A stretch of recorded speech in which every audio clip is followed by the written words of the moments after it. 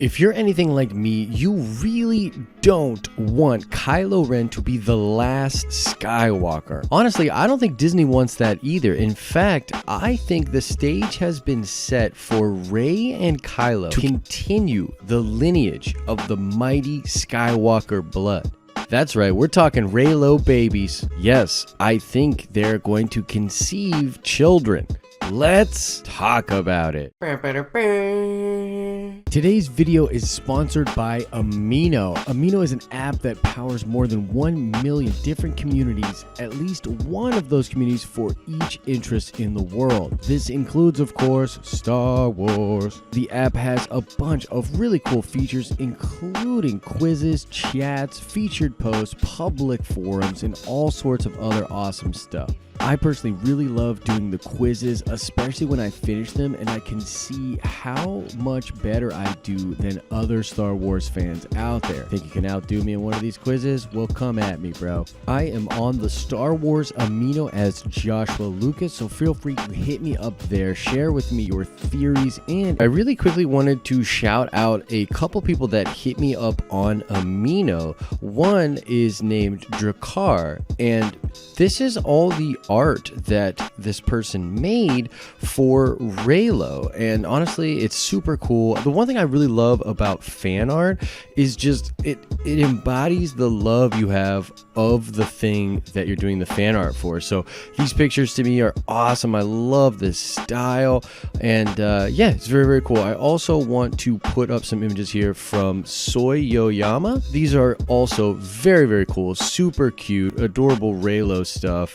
Remember, the REYLO community, which is literally just a group of passionate shippers, they were the people that really uncovered a lot of the mystery around this, and this is why we know as much as we do about Rey and Kylo's connection and why we think it was end game from the start. Now, speaking of all of that, this is indeed the REYLO babies continuation of the Skywalker line video that I told all of you I'd be doing, and I'm sorry about the delay on this. I'm just incredibly busy right now. And here's the thing, for everybody, maybe you're not super familiar with the channel, my thoughts on REYLO, Star Wars in general, but suffice it to say, I really do believe this is going to happen. I believe that Rey and Kylo will conceive a child, and I actually think they will conceive twins. So that sort of sets us up for this whole new trilogy now. So let's talk about the Skywalkers. Now, it's famously been said that the saga films of Star Wars are about the Skywalkers, and I actually do not believe that Disney wants to end the Skywalker saga, despite some mixed messages coming out from them. Now, with a lot of this stuff, you have to look back to 2015, 2014, when the purchase of Lucasfilm was happening. And the reason you have to look to interviews way back then is because nowadays they are much better at their PR. They are much better at their people not saying things that can spoil their plans. Okay, but back then you can see a lot of different people on the story group making the distinction that the saga films are about the Skywalkers and that they want to continue to tell saga films way into the future. Okay, so if they were to give away that they indeed wanted to continue making Skywalker saga films, that would sort of ruin or spoil at least part of what will happen in this trilogy. Now, like I said, a lot of evidence was uncovered that REYLO was sort of endgame from the start for Disney, and it was a big deal for them. And I think it's literally them sort of reverse engineering how they can get to new Skywalker babies. Because think about it, Ben Solo is literally the last Skywalker other than his mother. I really don't think Leia is going to be having any more children, so it completely falls to Kylo Ren to continue the Skywalker line. And I don't see him being a guy that's sort of going to conquer planets and sort of spread his lineage out in sort of gross, sort of rapey ways. I don't think that's going to go down. So I think the only reasonable explanation for the continuation of the line through him is through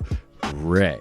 So we'll kind of circle back to this later, but I really do believe that the plan from the start was to introduce this Rey character as a nobody who sort of comes into the fold of the Skywalker story, and she will sort of become a Skywalker because she'll literally be the mother that carries on the seed of the chosen one, the line of the chosen one into future film. So I want to take a second here to talk about mythic themes and storytelling about legacy. As I've said many times, Star Wars, the reason that I love it so much is because it's such a nice representation of perennial storytelling, the things that make all stories great, and sort of a retelling of these themes that have been around with humanity for a long time.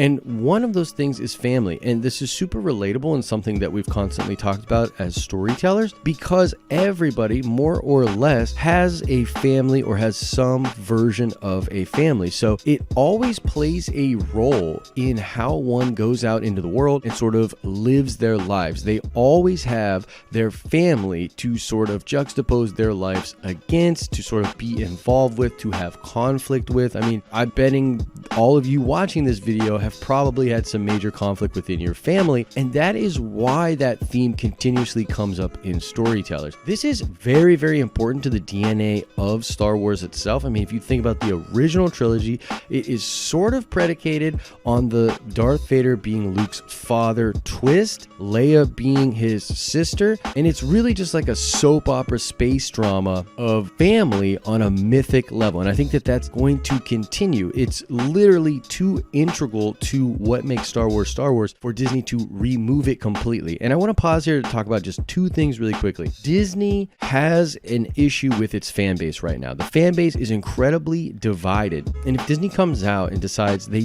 don't want to continue making saga films about the Skywalkers, man, I think that's really going to turn a lot of people off. But I don't think you have to worry about that, because from a business perspective, it doesn't make sense to not continue doing that. So let the past die.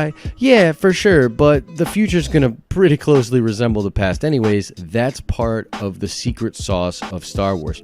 I also want to quickly mention the fact that JJ said he wants to connect all of the Star Wars films in Episode 9. And I think what he's really talking about is sort of filling out the story of the Skywalker line. That is sort of an integral thing to what they're going to have to do in Episode 9. And I believe that the best way to continue saga is to have Rey with more Skywalkers literally in her belly. Let's talk about redemption and how love and attachment has sort of been the thing that continuously takes our villainous characters and brings them back to the light side. This is what happened with Vader. You basically have this scenario with Anakin Skywalker in which his love for Padme, his attachment to Padme, is a bad thing. It's used in a negative way, okay? And so it totally corrupts him, causes him to fall to the dark side. Now, almost the opposite of that is having the original trilogy be about Vader and his redemption because of the love that his son has for him. And so two different types of love have two different effects on the Anakin Skywalker character. Now, Kylo Ren is actually on what we are calling a reverse Anakin Skywalker story. So he is essentially tempted by the light. He's now in charge of everything. He wants to finish what Vader started, but he studied under Luke. He has a lot of what's going on with the Anakin Skywalker character, but in reverse. So similarly, the way that Padme and the love he had for her sort of caused Anakin to turn, I think the same thing will happen to Kylo. It will cause him to turn. The difference being that he will turn to the light and not to the dark. This just makes sense. It's part of this poetry that is in Star Wars, the repeating of these themes, right?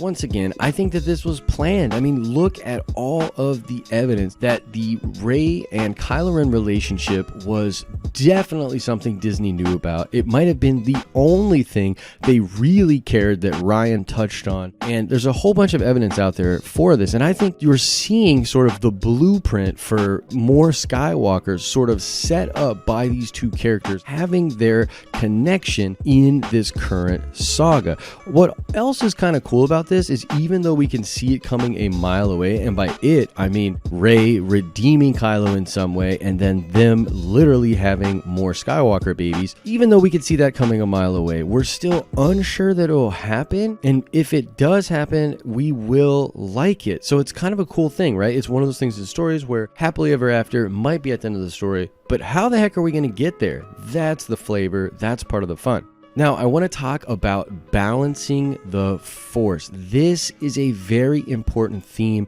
to the REYLO connection. Kylo Ren and Rey literally represent yin and yang, the ebb and the flow of the Force. Now, this is important to the mono myth, the basic formula that Star Wars follows, and it was something that Luke Skywalker reiterated to us in The Last Jedi. He was talking about all of the things that are on the island, having guide Rey as she sort of envisions everything that's happening, the dark, the light, peace, violence, and how it's all connected and necessary. I think what is happening with Kylo and Rey is that they are two parts that the Force has sort of propped up, and only together, but still with their singular identity, can they truly create the balance that the Force itself desires. And the balance, by the way, I don't think is a constant state. I really do believe that it's more like a cycle. This is sort of the idea of the monomyth, the idea of the hero's journey, is that it is a cycle. Star Wars is cyclical storytelling, and I think the bottom line is Rey will sort of reassert the dominance of the light side and diminish the dark, but that cycle will come back. It just always does. And I think that these Skywalker children, which Rey and Kylo will have, are going to be our sort of avenue for understanding. They're going to be the characters that we attach ourselves to as we continue to go through this conflict of dark and light, the ebb and the flow.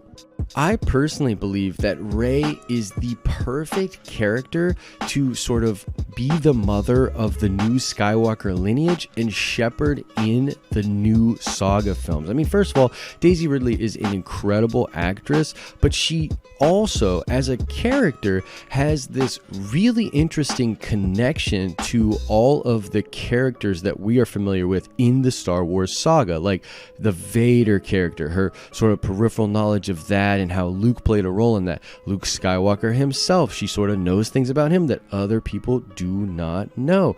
Her connection to Kylo Ren, which is obviously intimate in the sense that they have shared experiences that not a lot of other people know about, and Leia and Chewbacca and all of these other characters. So say what you will about the Rey character, and I do hope that she has more trials and tribulations in episode 9, but I personally believe that she's the perfect character to shepherd in a new era. Now, Daisy Ridley said a couple things in interviews. Like recently she said that she's not a fan of like romantic connections for the Rey character, and she doesn't think that's where the story is going. But here's the thing, love Daisy Ridley, but she's the same person that said that she thought the parents of Rey were obvious in The Force Awakens. Was it obvious that they were nobody? Because I'm not seeing it. And the truth is, Daisy's not really a hardcore Star Wars fan, and she probably has her own opinions about where the character will go, but it's really not up to her at all. It's up to the storytellers, the writers, the directors, and Lucasfilm,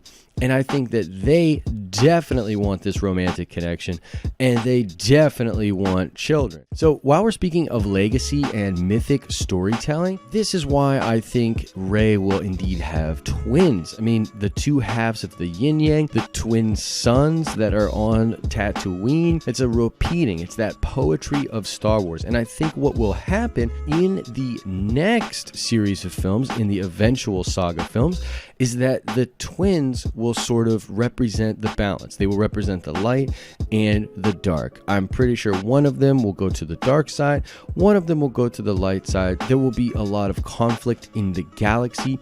They will be on their own hero's journey, but it will be a familiar family affair, with the Skywalker line once again being opposed with itself, falling to the dark, being redeemed within the light, and sort of trying to figure all of that out. Like I said before, it is this idea of ebb and flow. That's what the balance is, and that's why I think we're going to get the twins, and we will have that as the next series of saga films. All right, let's check that nerd card really quickly. I want to know, who was the famous philosopher that came up with the monomyth idea? This is the man that wrote The Hero with a Thousand Faces. He heavily influenced George Lucas when he was writing Star Wars. What was the name of this guy? Answer that question in the comment section below. As I always say, I hope you are having an awesome and nerdy day. See ya!